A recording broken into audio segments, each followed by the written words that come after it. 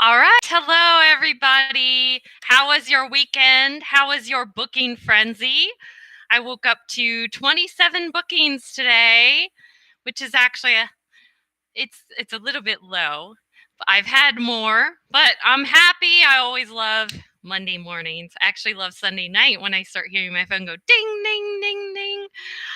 And everybody's already been chatting, which I love. So, how was everybody's weekend? How were your classes today? Before I get into the meat of everything, I just want to ask everybody. Everyone's been chatting about Evelyn has some new rewards. Evelyn, I haven't gotten that email from you. Maybe she'll do a video. Um, 20. Oh, okay. So Heather asked 27 for one day or the whole week. 27 bookings that just happened last night for any time, actually, including 2 short notices I had today. So basically, just 24 that got booked between last night and today. Yes, so I did have 2 slots open when I went to bed, and I had 2 short notices, so that's good. I'm a little tired. I didn't have a break today. I work 9 classes in a row. I take a half-hour break to bring my son to school, but that's not a break, believe me. I get him to school, I get back, I have 5 minutes till my next class, which is the same amount I have normal. It's a break from sitting in this chair, but it's not a break. Okay, so I have a lot of things to talk about VIPKID today. We got a couple emails over the weekend. I had a brand new lesson, which I want to talk to you guys about. Wow, was that a lesson? And how was everybody's weekend? I had 2 soccer games, but they were both local. One on Saturday, one on Sunday, but that's a light weekend for me. Nothing else going on. I didn't have to travel far for the games, so it wasn't bad. Okay, so yes, the cancellations. I'm going to get to that, Heather. I had a lot of cancellations on Saturday myself. All right, so today I had a brand new lesson, especially you who've been around a while. Hi, Marianne. So those of you who've worked for VIPKID for a while and you have the free talk certification, have any of you ever done a lesson on famous people? Anybody done that lesson, famous people? So today was my very first lesson about the famous people. Now, normally free talk, I'm trying to fill time. We're just talking. It's like a conversation. It's wonderful. I love free talk. And normally I'm like 10 minutes in and like, oh no, I've got 4 slides left. And I try to stretch and keep talking. This was a very different free talk lesson. Hi, Kim. I don't know if it's new. It was the first time that I had it. So I had a lesson on famous people. Yes, free talk is fun. Wait till you hear about this famous people one.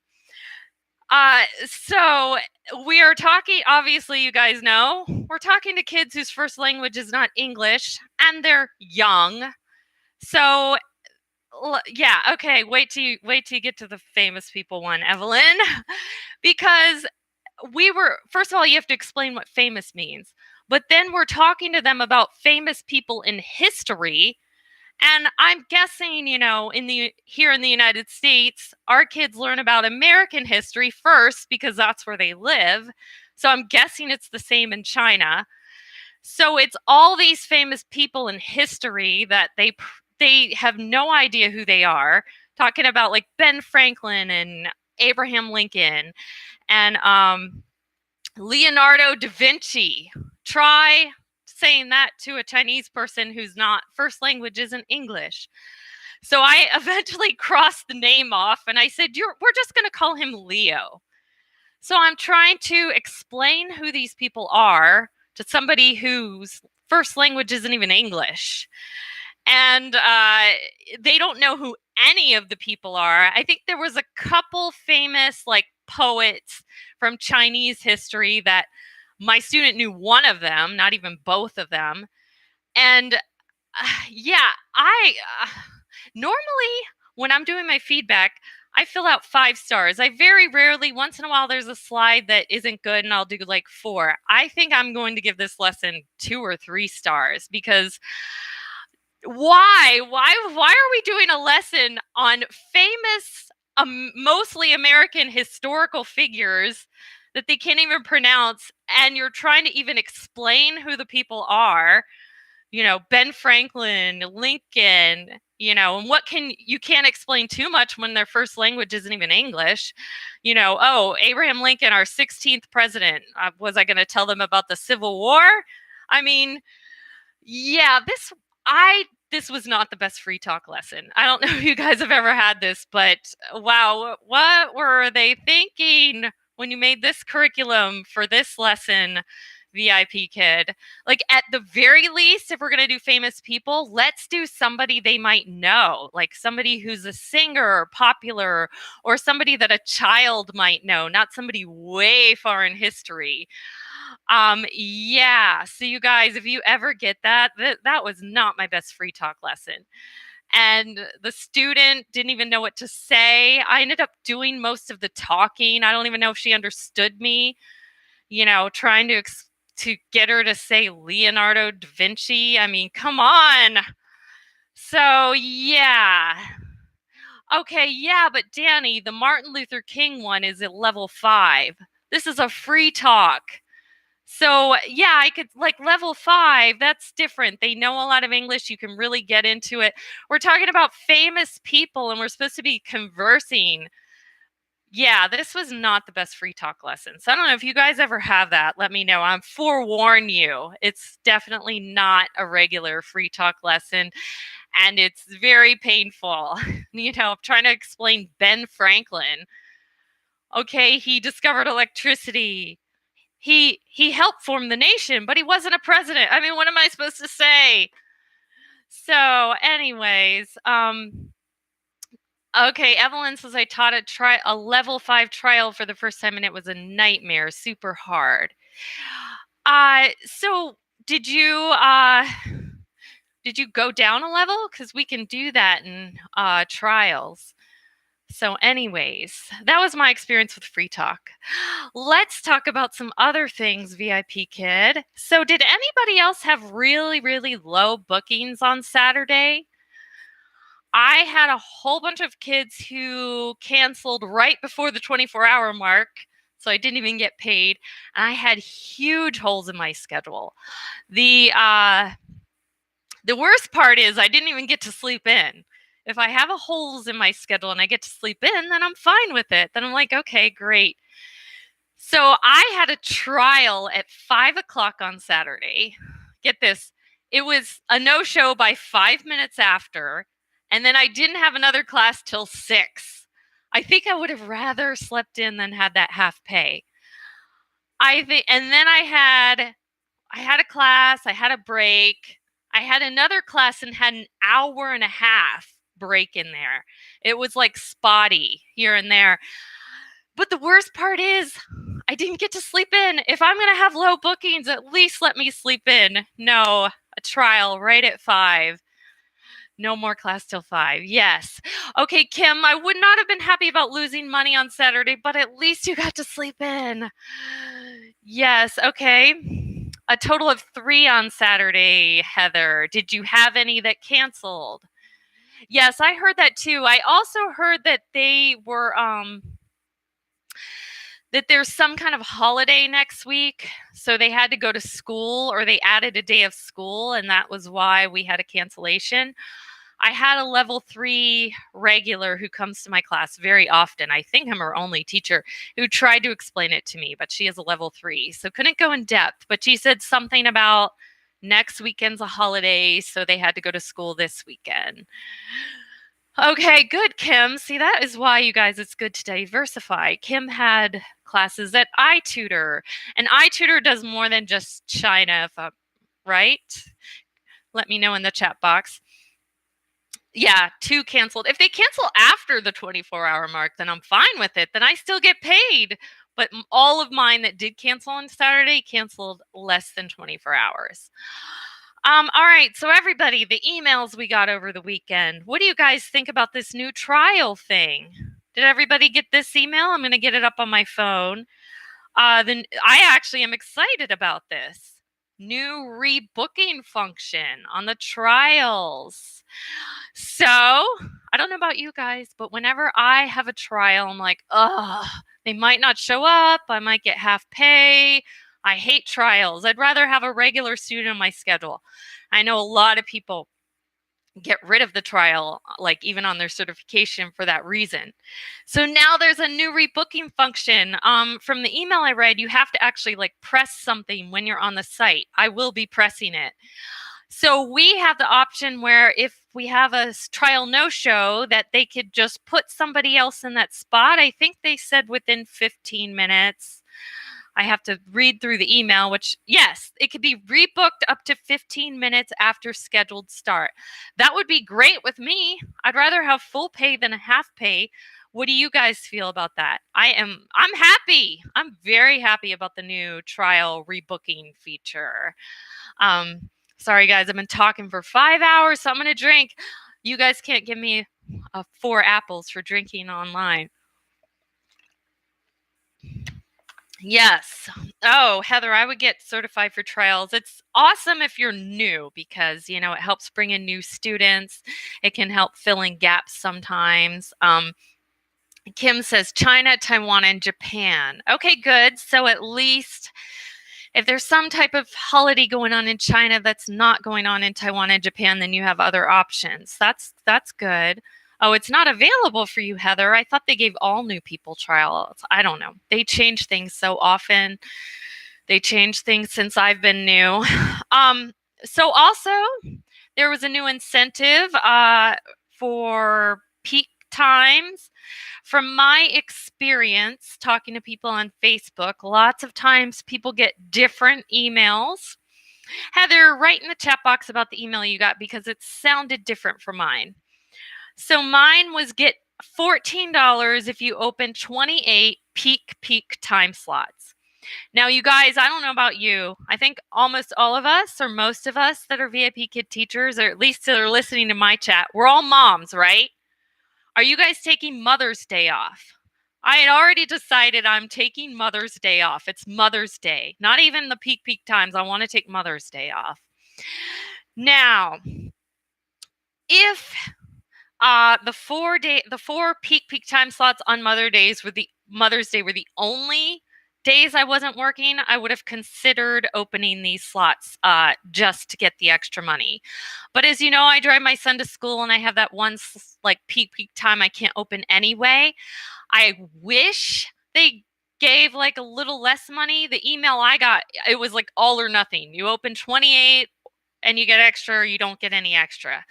So yeah, if I was just those 4 slots to cash in on it, I would do it.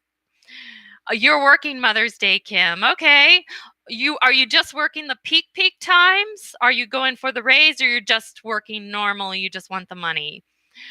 Yes, Danny. Mother's Day, come on. We all deserve Mother's Day off. Like in the past, I usually try to take a break and not do too much laundry and things. I'm not working at VIPKID on Mother's Day, even for this extra $14. And like I said, I can't cash on it anyway.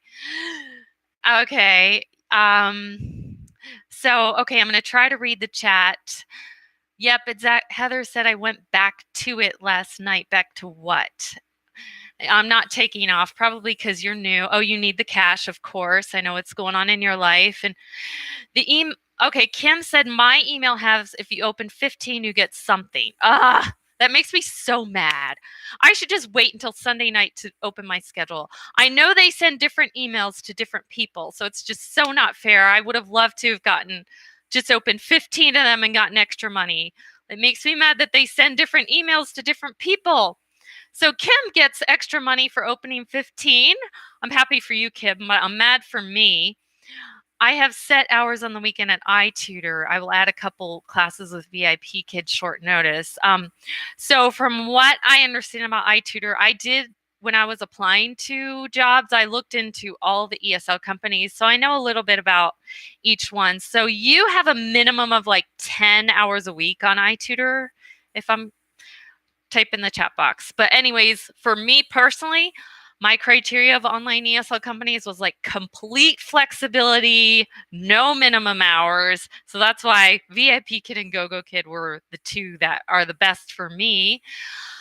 You already have 6 bookings for Mother's Day, Heather. If you are new, I'm sure it is a great way to get extra bookings because I'm sure a lot of moms are taking off that day.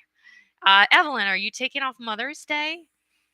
Kim says you won't get it because of iTutor, right?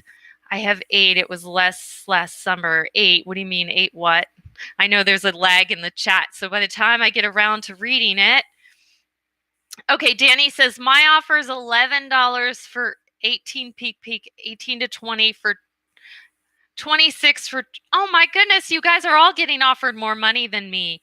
From now on, I'm not opening my slots ahead of time. Like I have my schedule open for the next month. I'm not doing that anymore. I want them to offer me more money for opening peak times.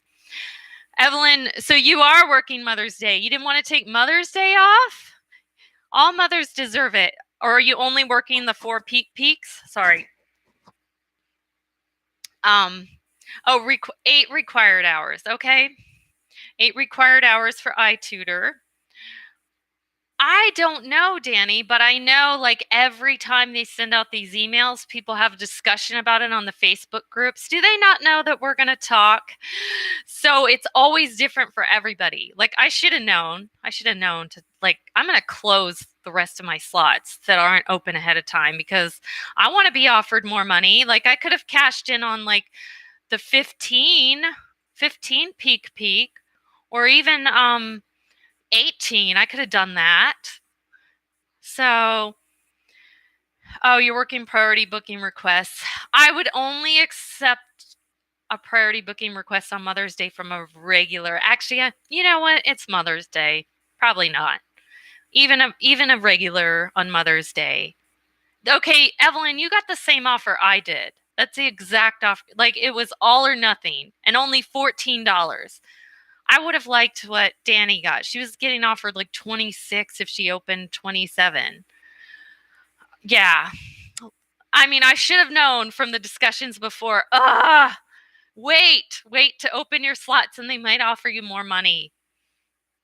Okay, so what else was I going to talk about for VIPKID? That was it. Oh, one thing I wanted to talk about. You know how, Danny, you have talked about how you can edit your feedback at VIPKID, like if you submit it and you realize maybe within the next hour, oops, I sent it to the wrong student. I have realized when you're doing a UA that you cannot edit the feedback once you start. Luckily, I didn't make a huge mistake. I just wanted to add, like, one time I sent in my UA assessment feedback and all I wanted to, like, oh, I forgot to thank them for the 5 apples and I couldn't edit it. I ended up just sending them a card. But has anyone noticed that? You cannot edit UA feedback once you submit it, not even if it's like right away. Yeah, I've never. So, Heather, have you tried and it worked, or you just never have had to do it? And I have Jaylette. Hi, Jaylette. What is your first name? And what company or companies do you work for? All right. So what else? Oh, okay. Here's something else I wanted to ask. Do you use the same reward all day long? Because I've seen YouTubers, I've talked to people I actually saw one YouTuber said she uses the same reward the whole week. I would get bored if I use the same reward the whole week. Oh, Joanne. Hi, Joanne. I have experimented with trying to use the same reward all day.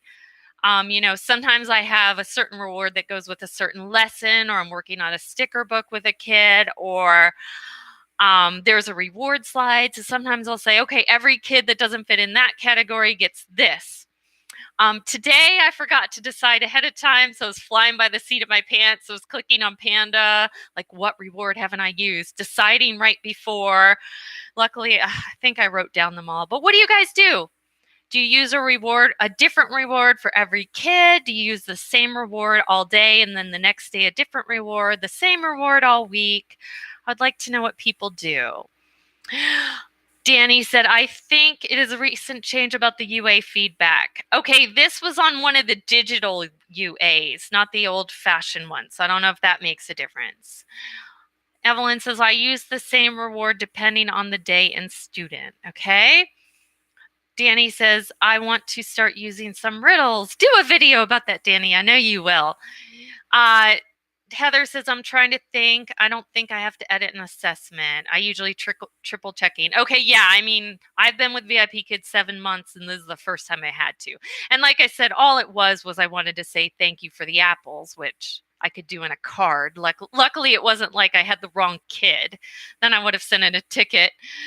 Kim, I use Google Slides, so I either customize per kid or do one per day or two. Okay, I haven't done Google Slides. I know a lot of people do that. Oh yeah, for assessments, I just hold up a star. I don't do a reward. I just say you get a star. And then Heather's going to try digital rewards once a week. Okay, if any of you guys want to do a video on digital rewards, I will watch. I'm not up on technology. And Joanne says, I have 5 little treat bags ready with different rewards inside labeled so I know what's in them. I hang them nearby. What do you do for older kids, Joanne? Do you teach older kids? Do you give them questions or something instead? I mean, you guys, today I was literally flying by the seat of my pants. I had a kid who was like in the hobbies lesson, and my reward was like, oh, what hobby do you like? Basketball. Okay, you get a basketball. So that was today for me. Kim says, I love them because I go visit my mom every so often and I don't have to take things with me. Oh, for the rewards. Okay, yeah, that is definitely an advantage for rewards. So no older kids, but I like Hangman. Okay. When I first started at VIPKID, for the longest time, I would say up until January, so for about 5 months of my teaching, I only taught levels 3 through 5. So I got very, very used to doing older kids. It took me a while to certify for level 2. I felt like I was in the hiring process all over again. I had to do that mock 3 times. And then recently I've also certified for level 1 and 6, and I've gotten other certifications, but like I did the older kids only for the longest time. Heather said, I use my Chinese fortune teller for a 12-year-old, and inside was a question about his pets and family. That's a great idea.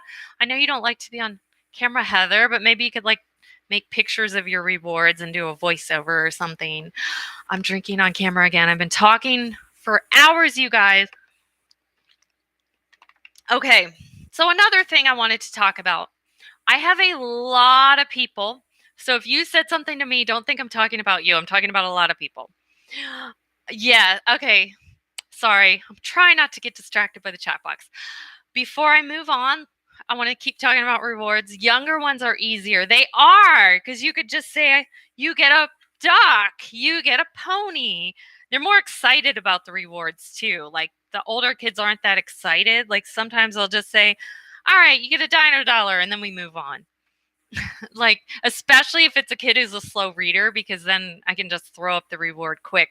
If I know ahead of time that this kid like finishes early, then I try to have a reward that involves more talking.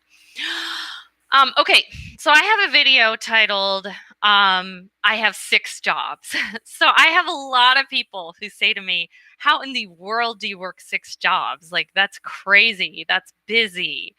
So I want to explain, okay, everybody? 6 jobs are options. As freelancers and independent contractors, I have 6 jobs as an option that I can do.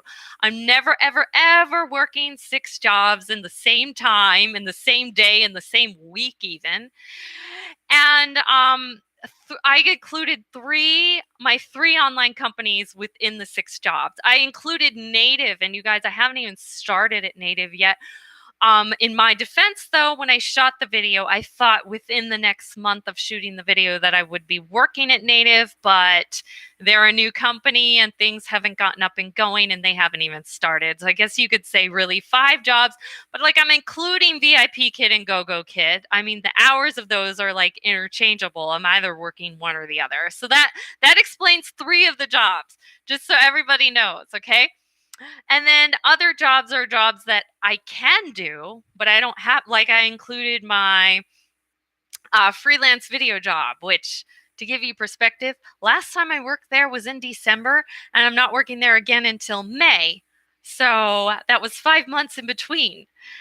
I included substitute teaching, which basically that is my go-to, like if all other jobs fail. If all else fails, I substitute teach. So I'll tell you, with online teaching going so well, this whole year, I've only substitute taught twice, and that was the week of Chinese New Year because bookings were low. And it also includes tutoring, which most weeks my tutoring job is like 2 hours a week. Over spring break, I did pick up more hours and worked more, but normally it's 2 hours a week. So that's my 6 jobs explained, everybody. I don't work 6 jobs like every week, all the time. So it's not as crazy as it sounds. So I tutor. Heather, I don't work for iTutor. That was Kim. Maybe you meant Kim. Or maybe you meant Heather's asking, how often do I work for iTutor? Yeah, I have VIPKID and I have Native. Native hasn't started, so 0 hours there. VIPKID is my side gig after VIPKID. So maybe you meant to ask that to Kim, or you thought that I work for iTutor. I don't know. Oh, maybe you were talking about my tutoring job. Okay, so I tutor 2 boys who are local every Saturday or Sunday, depending on our schedule. They're elementary. I go to their house, they're brothers, and I do 2 hours. So that's probably what you meant. Or, oh, you were talking to Kim. Okay, so that is my 6 jobs explained. Okay. Oh, Marianne says, sorry, I have to take my dog to the vet. She is heartworm and is on her 2nd round of medicine. Okay, bye, Marianne. I hope your dog's okay. Good luck with the vet. I'll see you next week. Anyone have anything else to say, or you want to chat about online teaching? Because I'm going to switch subjects in a minute. I will give you a minute. Anyone want to say anything else about all the things we've talked about? Type in the chat box.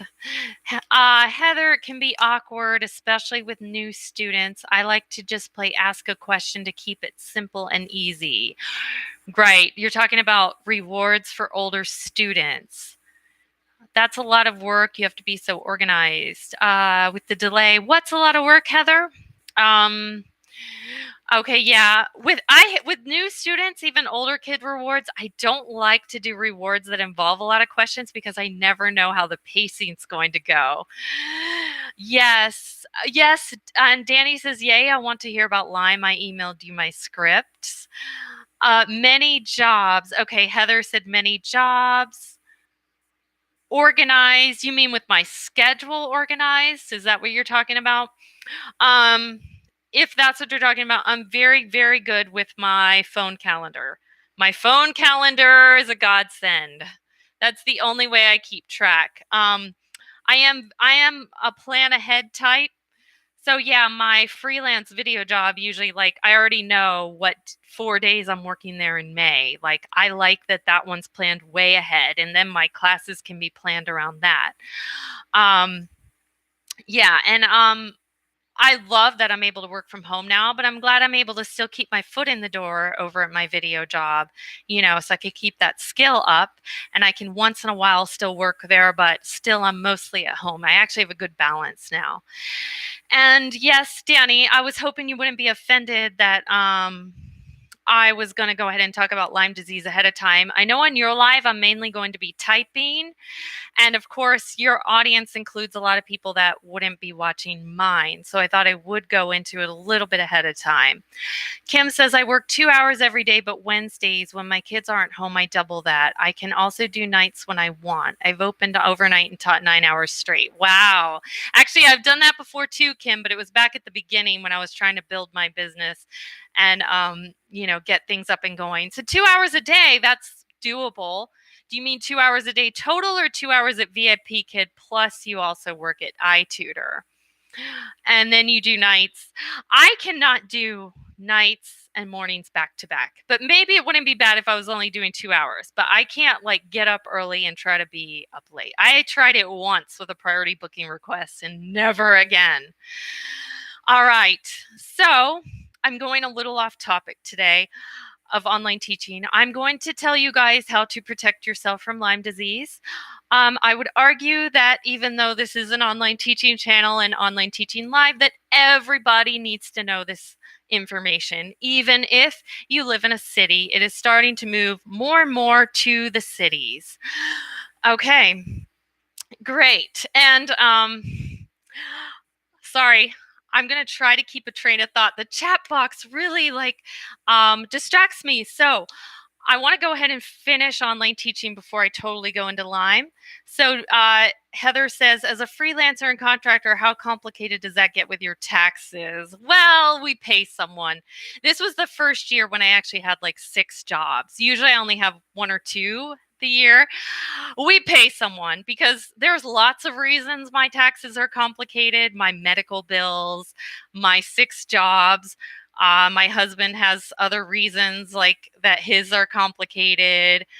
And Kim says that's with iTutor. I do 2 hours of VIPKID too. Okay, so you work 4 hours a day between the 2 companies. All right. Okay, good. I'm glad you're excited about this topic, Heather, because I was afraid I would lose my audience. All right, so let's talk about Lyme disease. So prevention is the key. Once you get Lyme disease, it can be very, very, very hard to get rid of. So I'm telling you how to protect yourself and your pets so that you don't get it, because not getting it in the first place is the key.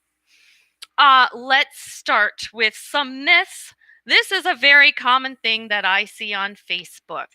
People say, use Vaseline, put it on the tick, that will cause it to come out.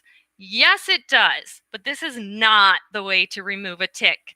I will comment on your Facebook thing so fast with a rebuttal if you put this. Okay, this causes the tick to regurgitate, in layman's terms, to throw up.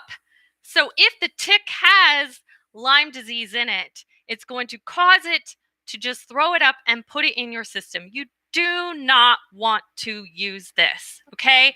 No Vaseline. What you do is you get a tweezer, you put it as close as you can to the head and you pull straight up. You need to get the head out. Okay? And LymeDisease.org has the most accurate, best information about Lyme disease out there. This is how they tell you to remove a tick. Okay, there is a lot of misconceptions on Lyme disease. So I will tell you, if you go and Google something, you need to consider the source. Don't go to Wikipedia. The CDC has some good information about tick protection and what to do when you first get bitten. They don't have good information about chronic Lyme disease. I will get to that in a minute. Okay. And no, I have not read Lab 257, Heather. I will Google that later. Okay, so like I said, I've been talking for hours, you guys. Okay, so when you go out, spray your clothes with, let's talk about your skin first. Everybody's heard of DEET. You can spray your clothes with DEET. Consumer Reports came out a few years ago about the best things to protect your skin with. So this ingredient is even less toxic than DEET. It is called Pickardin. You could find, it can come in different brands, but Pickardin is like the main ingredient. Sorry, it's hard. I'm looking at the opposite. The main ingredient in this tick repellent, tick and mosquito repellent. The one that Avon sells also has Pickardin as their main ingredient. Um, yeah, okay. And good. You're welcome, Joanne, about because that's why I'm trying to inform people. Another thing, another good one besides Pickardin and DEET is lemon eucalyptics. Now, this was the only one on the Consumer Reports article that this was the only natural one that made it to the top 10 of the Consumer Reports article. So if those of you who absolutely like want to go natural, lemon eucalyptus all over your skin, this works. Okay, so for your clothes, this is a main ingredient called permethrin. I'm going to write it in the chat box. Oops, there's no G. So it's permethrin. There we go. Okay, so we just buy the straight ingredient. We buy it at Tractor Supply and we mix it ourselves, okay? Now, permethrin, sorry, this is Pickardin. This is permethrin. Permethrin actually kills the tick. It doesn't repel, it kills. You do not put this on human skin. This goes on your clothes, okay? So you put this on your clothes, and if the tick crawls on your clothes or a mosquito or other bugs, I've seen flies like, accidentally touch my shirt and die. This kills them. So if you do nothing else, nothing else of what I tell you, if you just spray this on your socks and shoes, that alone will protect you a lot from the ticks, because when they start crawling up your shoes, they'll automatically get to this. And do not put this on while you're wearing your clothes. Like, this is toxic. You need to spray your clothes, or when we're going camping, we'll actually put a big bucket and soak our clothes. And you let your clothes air out for at least 2 hours. All right, Danny, I'm really glad you bought some permethrin. This also works on dogs. So I just take this and spray my dog. I also spray his bed. So again, if you guys look, a lot of the dog collars that protect against tick, they have this ingredient, the permethrin, in it, and it kills all kinds of bugs. If you get shampoo for lice, permethrin, main ingredient. So this is good for killing a lot of animals. Like when we go to a hotel or something and we're afraid of bed bugs, we bring a bottle of this, spray it on the bed. You can use this to kill a lot of different bugs. So Heather asked, wouldn't that soak in their skin? Who, the dogs? It's not harmful for dogs. For some reason, this works on dogs. It doesn't work on human skin. Or you might have meant through the clothes it soaks on your skin. That's why you don't wear it the same day that you would spray it. It is not toxic for dogs. Nope. For some reason, it's perfectly good for dogs. It's perfectly fine. They use it on collars. Just for some reason, it doesn't, you spray it on your skin, it won't work. It won't kill the ticks. So this, if you don't want to go and try to figure out mixing it yourself, you can buy this at Walmart or, major places, probably Target. So this is permethrin. It's already mixed for you. This you spray on the clothes. You're supposed to leave them out for about 2 hours at least. This is good for 6 washes. I mean, are you really going to keep track of how often you wash after using this? Not really. Just, depends how often you go outside or how often you use it. But you can buy this. You can spray clothes. You can spray camping tents, equipment with this. Last year we were camping and we found a tick, so we just sprayed our whole tent with permethrin. You can use this too. So this is something you can buy at the store. Does anybody have any questions? Oh, yes. Thank you, Danny. Permethrin, not good for cats. Some reason it is toxic for cats and it doesn't work on cats. Don't use this on cats, permethrin. Okay, there's other things you can use for cats. You can do your own research on that or ask your vet, but do not use permethrin on cats. So I just have this. Spray clothes, spray your tent, spray your dog, spray my dog's bed, things like that. Now, I hope I didn't lose too many people talking about this, but again, I argue that you all need to know about this. Does anybody have any questions? Okay, so what happens if you take all these precautions and you said, okay, Heather says I use cedar oil spray. Okay, I don't know much about that. I will go ahead and Google that, and I'll try to learn a little more about that. What happens if you get a tick? You take all these precautions and you get one anyway. I already told you how to take the tick out. What you want to do is save the tick. Do not throw it away, especially if it is engorged. It's already been sucking your blood. Put it in a plastic bag with moist cotton balls. Put it in the refrigerator, and what you need to do is get the tick tested. You can actually send away, and it would be worth it if you had to pay. You get the tick tested to see if the tick had Lyme disease in it or other tick infections. Lyme disease is not the only tick infection. There's a lot of them. There's Rocky Mountain spotted fever. There's Bartonella. There's Babesia. There is a lot of tick-borne infections out there. So you can get the tick tested to see what the tick had. Did the tick actually have Lyme disease? Make sure that the lab that you are sending it to is testing the actual tick for what it has. My mom, my own mother, who knows what we've been through with this, made this mistake. She had a tick. She saved it. She went and got it tested. Guess what they tested? They tested what kind of tick it was. So they were testing, is it a deer tick? Who cares what kind of tick? And they didn't test it to see if it actually had a disease. They just tested the kind of tick.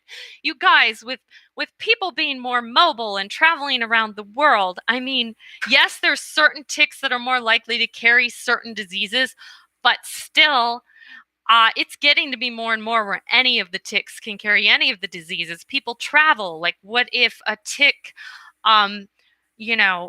the Rocky Mountain spotted fever? Why do you think it got its name? Because it started out in the Rocky Mountains. But come on, a tick could bite someone. Someone could travel over to the East Coast, and then another tick bites them and bites someone else. I mean, it's all becoming global. Like, any of the ticks can carry any of the diseases. And yes, there are some ticks more likely to carry certain diseases than others. So yes, make sure. Okay. What happens if you get, everybody, I'm sure most of you have heard of the Bullseye rash. So when my daughter got Lyme disease, she had the classic bullseye. I mean, the one you see in the textbook on the back of her leg that looked like this. Now, what if it doesn't look like a perfect bullseye? Maybe it just looks like, a big red blob. I should get red while I'm doing this. It doesn't look like a bullseye. So then you go to the doctor and they're like, but that's not bullseye rash. Or what if you get a bullseye rash in your hair? Are you going to see it? I mean, so the worst is like when people get it and they don't know it. Yes, and thank you, Danny. Danny said she's passionate about spreading the message. Danny, I can't thank you enough from the bottom of my heart. First of all, for taking this serious, because you're helping yourself by taking this serious, but also trying to get the message out because prevention is the key. Did I recognize it on my daughter right away? Yes, we saw the bullseye. Never saw a tick. We saw the bullseye rash. We were camping But she had been scratching that spot on the back of her leg for about a week. So I actually don't think we got it camping. We live in the woods. I should show you a picture of my house. We live in a very wooded area. And it had been nice that whole week. She'd been playing outside a lot. It was one of my husband's friends. My husband works in the landscape business, so they're very familiar with, like, they have to know about Lyme because that industry, they've got to know about ticks. He said, that's a bullseye. Is it was it swollen or hard under the rash? It was not. I need to send you a picture of something on Dixie's bottom. Okay, please do. All right, so you guys, if you do have the bullseye rash, you are CDC positive. The CDC says you have Lyme disease. So if you have a bullseye rash, you have Lyme disease. There's no question. Maybe I have it. You do. You absolutely 100% do. This is the clinical definition. The bullseye, you have it. So don't bother getting a test. First of all, the tests are pretty much inaccurate. Don't have a doctor tell you, well, I don't really know, we need to test you. You have, you have it. If you have the bullseye rash, you have it. Luckily, I knew a lot of people who had Lyme, and I knew about this. And I knew someone who had just been diagnosed with Lyme who was from church, and we went to MOPS together. She told me about a doctor I needed to see, and we started seeing one of the best doctors in the country immediately. Okay, don't ever let a doctor tell you, unless you live in Hawaii, that there is not Lyme disease in X state. Name a state except for Hawaii. There have been no confirmed cases in Hawaii yet. All other states have it. So sometimes there's doctors who say, well, we don't have Lyme disease in whatever, in Texas. There's Lyme disease in 49 states, okay? I, every single day, read stories on the internet, on Facebook groups, from people who got very, very, very sick because a doctor told them, we don't have Lyme in whatever state. And go ahead, tell me what state you live in. I will do a quick Google search, and I bet you I could find the Lyme Disease Association of your state, which is what I usually do if I hear anyone say that on the internet. So you guys really think that when ticks are walking through the woods, they go, oh, no Lyme disease in Texas. I'm going to stop right here and I'm not going to keep walking. I mean, really? No. So the regular medical community, regular doctors are very misinformed about Lyme disease. Very, very, very misinformed. So a lot of people get misinformation and then they get very, very sick. So what happens if you get very, very sick? Heather asks, how do you force the doctor to treat it? Very good question. Very, very good question. Okay, I forgot to say this. If you have a bullseye rash and you know you have Lyme disease, you catch it right away. You need to get on an antibiotic called doxycycline. I'm going to write it in the chat box. Doxycycline.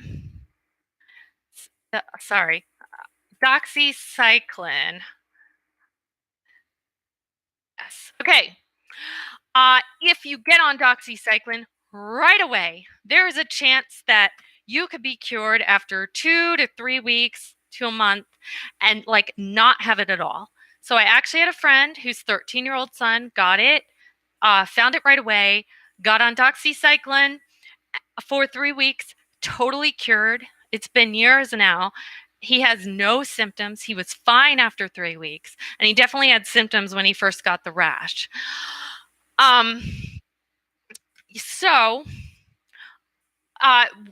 They would not, my daughter got it when she was 6.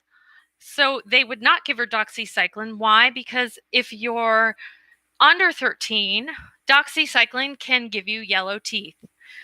Now, if only, I'm going to try not to cry in this, if only I knew now what I knew then, what I knew now, I would have given her doxycycline. Who cares? You know what?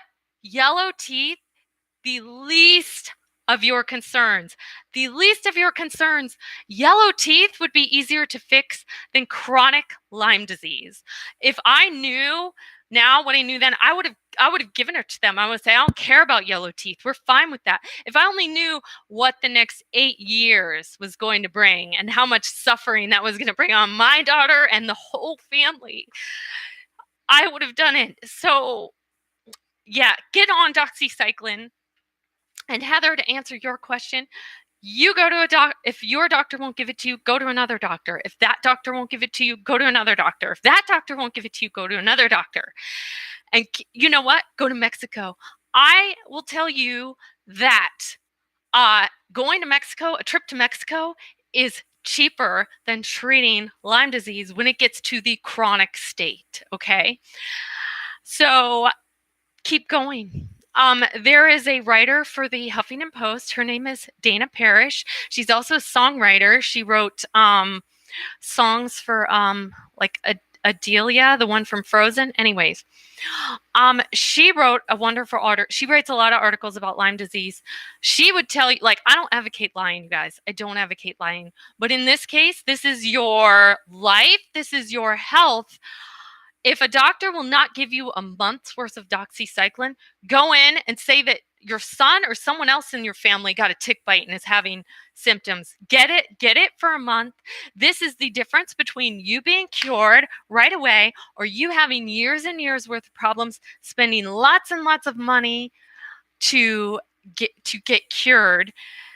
And the doctors who treat Lyme disease aggressively don't take insurance. You completely pay out of pocket. So this is the difference between you suffering and being sick or your child for a long time or you getting treated. I can't stress this enough. You have to listen to my advice. Okay, so yeah, thank you, Danny. It's been a horrible 8 years, I have to say. And May is Lyme Disease Awareness Month, appropriately because that's when the ticks are most active and come out in spring, and that is also when my daughter got Lyme disease. So Heather says they didn't treat her. Well, they did, actually. We started seeing one of the top Lyme disease doctors in the country right away. If any of you want to watch a good documentary, there's one called Under Your Skin. So the very first doctor we see is the one who's losing his license in North Carolina in that documentary. So they did start treating her right away. They did not give her doxycycline because of, even though a very Lyme literate doctor, because of the possible yellow teeth. They started her off with amoxicillin and a few other things. And I actually was told when we started that it was going to take a year to treat her.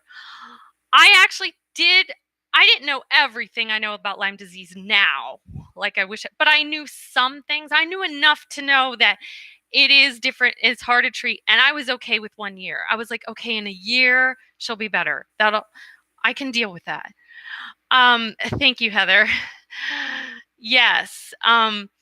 So yeah, thank you, Danny, too. How vain the yellow teeth. You're such a vain. I know. And like, if I only knew what was to come in the next 8 years. So she's been on, to make a long story short, all kinds of different medicines and antibiotics in the 8 years. We were seeing one of the top doctors. This doctor did strictly antibiotics. He's a good doctor and he works for a lot of people. The thing about Lyme disease is that it's very individual. What works for one might not work for another. So this doctor that we saw, he has cured some people and he works, and I support him. I support any doctor that is out there trying to treat chronic Lyme disease because very few doctors do. But he didn't work for us. And I think because my daughter, her body has a lot of trouble detoxing. I think she needs help detoxing. This doctor didn't focus a lot on detoxing. He just prescribed antibiotics, and his philosophy was that then your body's going to detox itself. Well, that didn't happen with her. So there's like, I can't sit here and tell you 8 years of history in like my live stream. But let me fast forward to, she got it at the end of first grade. At the end of fifth grade, she couldn't walk. That was when it got to its worst, okay? And she lost ability to control her legs, like she was paralyzed. So she could not feel and she could not control her legs. That was the worst. So at the time it happened as your mom, I had no idea if she would ever be able to walk again. I did know that people on Lyme disease do, like, I knew people were in wheelchairs, but so if you guys want to equate like this disease with other disease, think of it as MS, Parkinson's, and ALS, okay? All three of those diseases are diseases where there's no known cause nor cure. Nobody knows what causes them. Nobody knows what cures them. So there's a lot of evidence that these diseases could be Lyme, okay? People with MS, they lose their ability to walk because their brain can't tell their legs, or different parts of their body. There's like a blockage from the brain. So I think that's what was happening to her. So that was the worst time. For like a week, I had to be with her every day. She had to pick up she couldn't control her legs. Like, she had to pick them up to walk. I mean, I tested it. I put a hot pizza box on her leg. She couldn't feel it. And it was hard because my husband works a lot and I pretty much took care of her by myself. Getting her into the car was the hardest part, trying to lift her up. It wasn't enough time where I even got a handicap thing. So, I was like, I would pick her up on my back, put her in the wheelchair. I got my grandmother's old wheelchair. She got her feeling back within a week, the first time it happened. A little bit, she would feel tingling in her legs and it came back. And then she stood up and walked. It was like a toddler who walks for the first time. She was kind of wobbly, when you haven't walked for a week, you haven't used that muscle. Let me try to read some of the chat box. We use silver to heal. Okay. I'll comment on colonial silver in a minute. Heather says it's best thing for a lot of different infections. Okay, I'll comment on that in a minute. Okay, and then she got her ability to walk back, and then it happened again. Now, I was already at the time thinking about switching doctors because we'd been going to this doctor for 4 years and nothing was changing. And there was more than one thing that led me to this doctor. Sometimes God uses more than one thing to steer you in the right direction. First of all, my cousin in Minnesota, states away from me, he had Lyme disease. He was cured, not from doxycycline. That's a whole nother story. He was cured with something he got on the black market. I was not willing to give my daughter something on the black market. She's a child. I would have done it for myself. I want my child to be under a doctor's care, obviously, but anyways, he got cured and now he's a wonderful person. He goes around trying to advocate for what cured him, trying to get that out in the public. So anyways, he actually goes and listens to doctors talk and speak. And this doctor we're going to now, he heard her speak in Minneapolis and told me about her. I started thinking, when I would pray about it, the thing that came to my mind that God would put on my heart was your cousin is cured, so you probably should listen to him. So I really started thinking, he's cured. He's recommending this doctor. But my husband was against it, and switching doctors when it's a Lyme doctor is not as easy as just trying a new doctor for any other disease. You actually have to pay a lot of money just to step foot in the door of a Lyme doctor. You have to shell out a ton of money. Okay, so let's just try someone new. Not that easy. Okay, I will tell you guys, just so you know how bad it is. Both Lyme doctors, just to get in the door, you have to shell out over $700.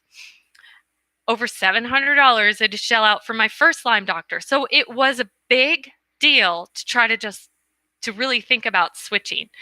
So I didn't do it right away. I sat on it.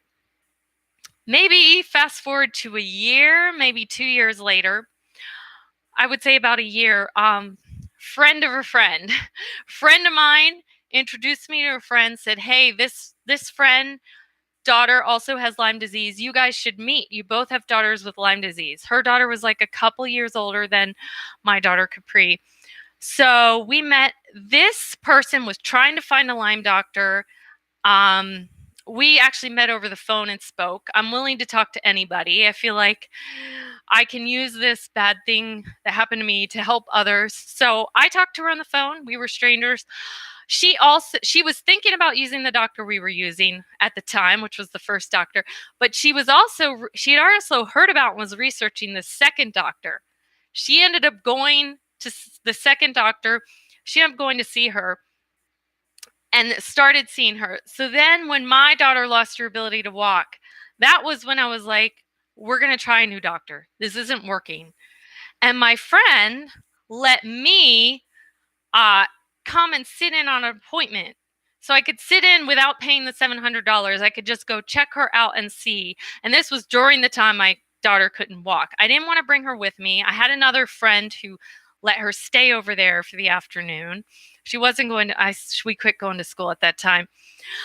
So I was able to go and see what this doctor was like without paying the $700. And oh my gosh, everything about her I love. First of all, she not only uses antibiotics, but she uses a lot of holistic things. So she combines the antibiotics with the holistic. Lyme, you've got to kill it. You need both the strong antibiotics. But it was other things that made me love her even more. Like, she literally takes an entire hour and talks with you about every single symptom. My other doctor wasn't doing that. Anyways, that was a long way to tell you guys. It was more than one thing that pointed me in that direction. You know, God uses more than one thing sometimes. Let me try to check up with the chat box. Heather says it's the best thing for a lot of different infections I've researched. Okay, about colonial silver, I'll come back to that. You've heard of it happening to others. What? Specify. Danny says, I really think you're going to become more of an advocate than you think. I already am, Danny.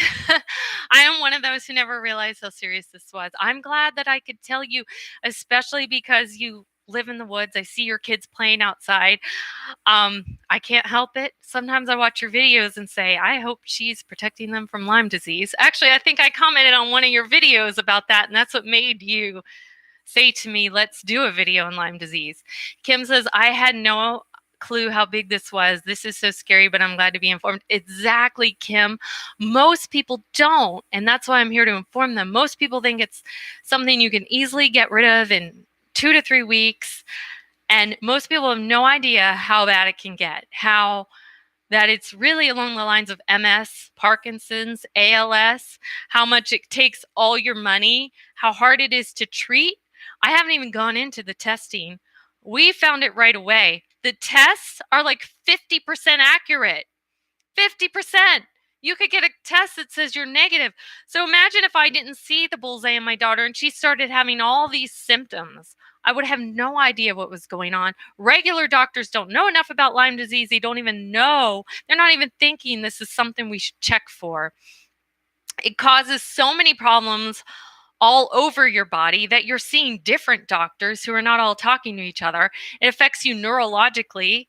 That's why Parkinson's, the shaking, it affects you neurologically. It can affect your heart. Actually, heart problems are the number 2 reasons why people die from Lyme disease. Number 1 is suicide. They have all this pain on the inside. It's called an invisible disease because a lot of the pain's on the inside and nobody sees it. The worst part is, luckily this wasn't our story, but let's say people didn't see the bullseye. They go to doctors, they have a Lyme test telling them it's negative. So they're finding nothing wrong. But you're having pain.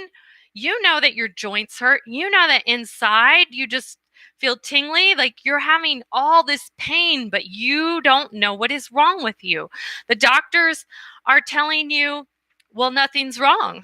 Your Lyme test came up negative. We're testing you for all these other things. Nothing's wrong with you. So guess what happens? These people get sent to a psychiatrist. because this must be psychosomatic.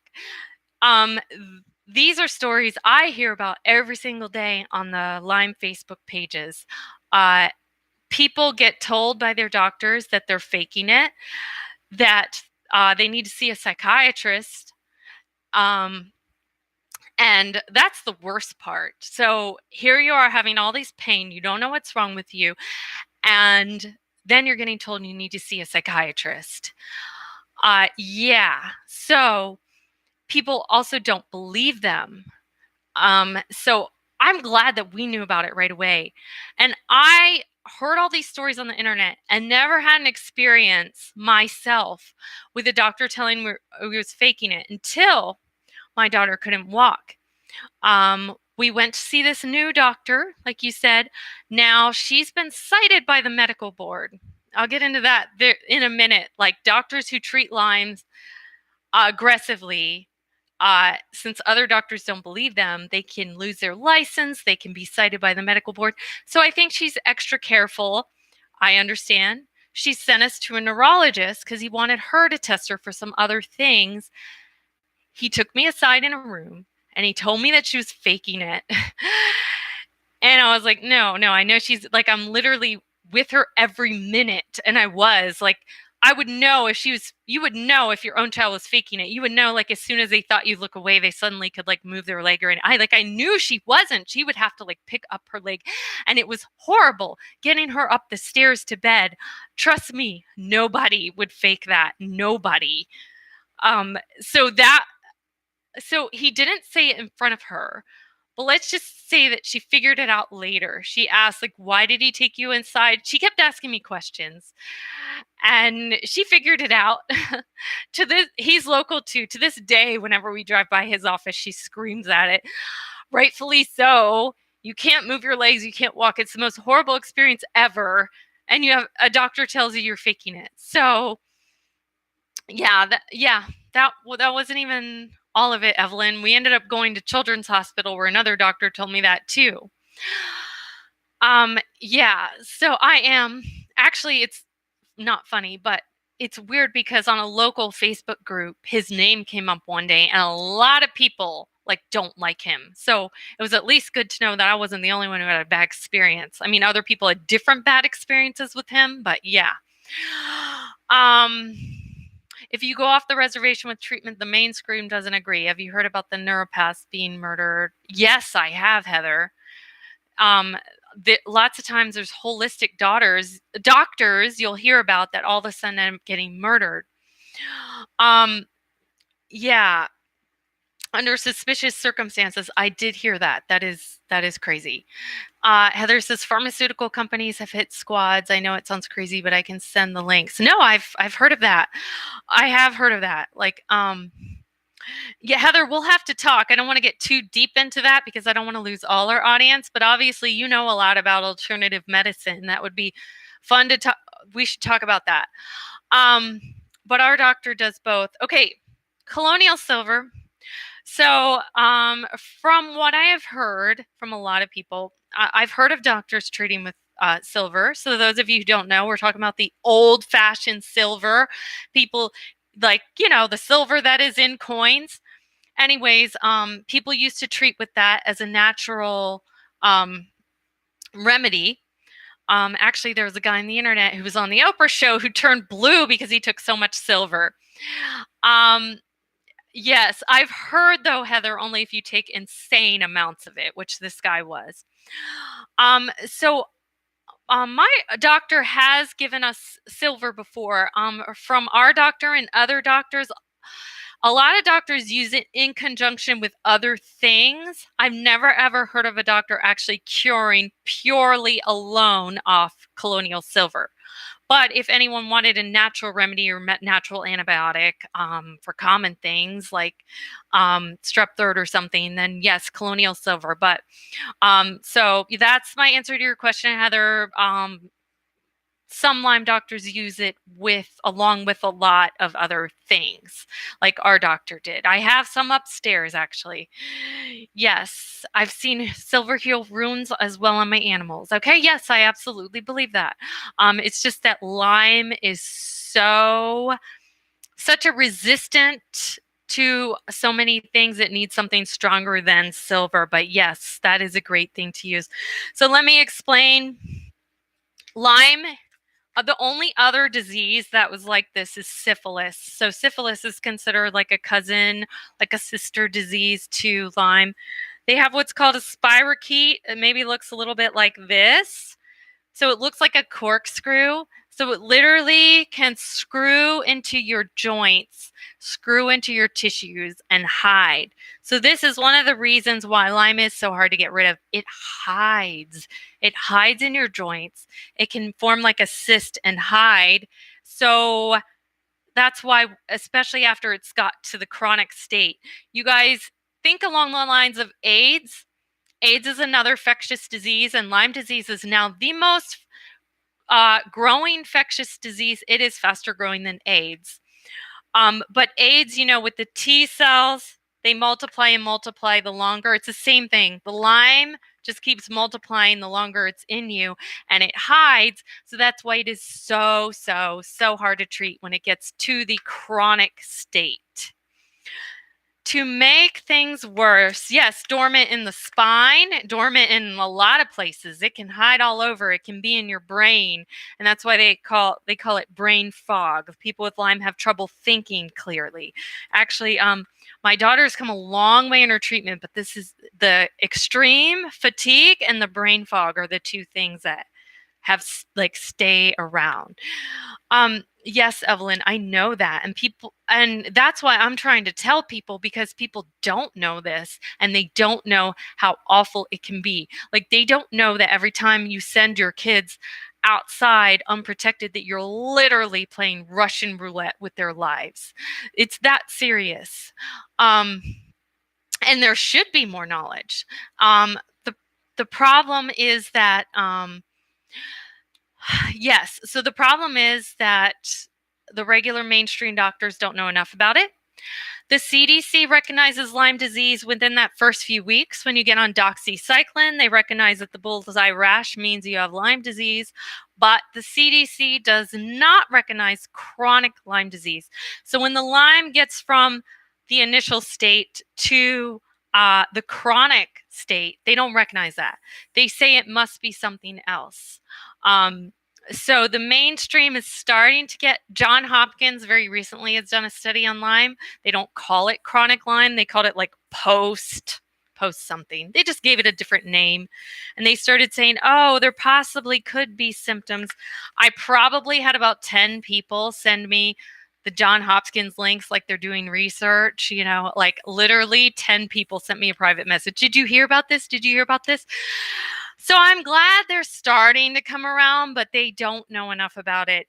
So because the CDC doesn't recognize chronic Lyme disease and says it doesn't exist, insurance companies don't have to cover long-term antibiotics. And because the CDC says there's no chronic Lyme disease, doctors who treat aggressively and treat chronic Lymes, that's why they get cited. That's why they get cited by the medical board. That's why they get sued. That's why they lose their license. Because the CDC, the Center for Disease Control itself, is telling everybody that there's no chronic Lyme disease. So if the CDC says it, what are you going to do? The doctor that is treating my daughter right now has been cited by the Virginia Medical Board. The doctor that we were seeing in Washington, D.C., he lost his license in North Carolina. Danny, you probably haven't gotten what I tried to mail to you because I got it out late. I mailed you that movie called Under Your Skin. So he loses his license in North Carolina. He then went and opened one up in D.C., and that's where we started seeing him. So he completely lost his license. So these are doctors who are trying to treat, and they're being cited. They're losing their license. If you watch that movie, a lot of them wouldn't show their face, and they didn't want to be known, or they would call it something else. So they didn't even want to show their face that they were treating chronic Lyme. And the Infectious Disease Society of America, the IDSA, all the people on their board have conflict of interests. So you have the CDC not recognizing chronic Lyme. You have the Infectious Disease Society of America, who has people on their board with conflicts of interest who are saying Lyme disease doesn't exist. Those two things. So the doctors who treat it don't accept insurance. That's how they got around the insurance not covering. They just don't accept it. You pay everything out of pocket.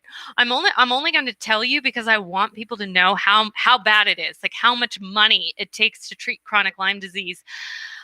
I would say one visit. We have to pay for the doctor visit. We also get weekly IVs. So let's say we go there for the visit, we pay for the IVs, and usually she prescribes some kind of new medicine, new herbals that I have to buy. One visit can end up costing me $1,000, and we see her every 3 weeks.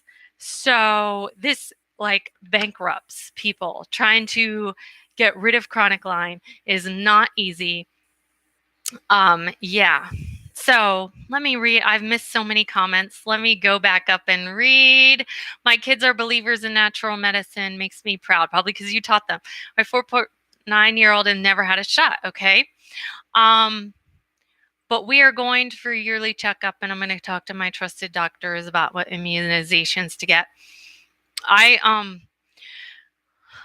run all of the immunizations by my Lyme doctor with my daughter because I don't want anything to conflict. It's usually the ones that possibly can cause death. What's the one? The DTaP that you have to get right before middle school in our state. We did do that one, but there were other ones that were optional that we didn't do. But may I talk about this on my channel as well? Absolutely. Evelyn, we need to get the word out. People don't know how bad it is, and people don't know how important it is to protect yourself when you go out. People are just like, oh, I might get a tick bite. People don't know how bad it can get and how important. So the more people we can get the message out to, the more people we can save from pain, from getting this disease. Prevention is the key, since after you get it and it gets chronic, it is very hard to treat. I want to get an HIV. Meningitis seems dangerous here as we swim. That was the one that our doctor told us to get. Yes. This is the kicker, the CDC. I know the fact that the CDC and the IDSA don't recognize it. I mean, then what can you do? Like, doctors can't treat. Doctors get sued. You can't treat without shelling out a lot of money. Yeah. So I'm trying to scroll. Heather says, I support you all the way, Kelly. If there's anything I come across, I'll forward to you. Thank you. Yes, absolutely. Feel free to forward it to you. I'm not saying don't, but 9 times out of 10, I've probably seen it. I'm probably have like 10 Facebook pages that I follow that are Lyme disease related, and something new comes out, they all start posting about it. But yeah, you can send it to me just in case I miss it. That is so wrong. Yes, it is. Evelyn, I will miss your live tomorrow via doctors. Let's see. CDC is not responsible for vaccine injuries. 0 is taken. I know. Like I said on your live, Danny, I'm kind of neutral about vaccines. I mean, I don't know. Like, they've eradicated a lot of diseases, but do I trust the CDC? No. So I'm open that they might be wrong, of course. Sorry, off topic. It's kind of on topic because we're talking about how the CDC can be wrong. So it's not really off topic. Let's see. Bless her heart. Yeah, thank you. I want to hear more, but I have to go. I know. I can't. I never expected to be on this long. That's why I talked about online teaching first, because I knew once I started this topic, I wouldn't be able to shut up. And it's almost noon. Usually at like 12:15, I have to take my daughter to school. She goes for one elective a day. Let's see. All right, Kim. Well, if you are still here, goodbye. But maybe you already left. And then Danny says, ignore the picture I sent you of my daughter's booty. I think it's a spider bite. Let me see it anyway, Danny, because a lot of times it gets called a spider bite when it's really Lyme. And remember, it doesn't have to be a perfect bullseye. Remember, a lot of people were told that they didn't have Lyme because it wasn't a bullseye, it was something else. So please let me see it and save the picture. Whatever you do, don't delete the picture, because if something if like you decide it's a spider bite, it's fine, but then later she starts getting sick, like keep the picture. Let me I do want to see it. I don't want to ignore it. Um uh did the CDC cut your live? What do you mean? I don't what do you mean? I'm still here. Happens every time someone starts. Did I get cut off? Can you guys still hear me? What you guys must have gotten cut off. Um anyways, you can still see the video. It says error occurred. Okay. I texted you, Kelly. Okay. Wow. So did I get cut off from talking about this? All right. And then okay, as I'm checking my text messages, my husband says he's trying to get a hold of me. So I probably should go. Evelyn, I know that's what got those trolls the other day on my life because I said Democrat, I think. I am still here. Well, I don't know if it's a black screen with white letters. It says an error occurred. Oh my goodness. Okay, well.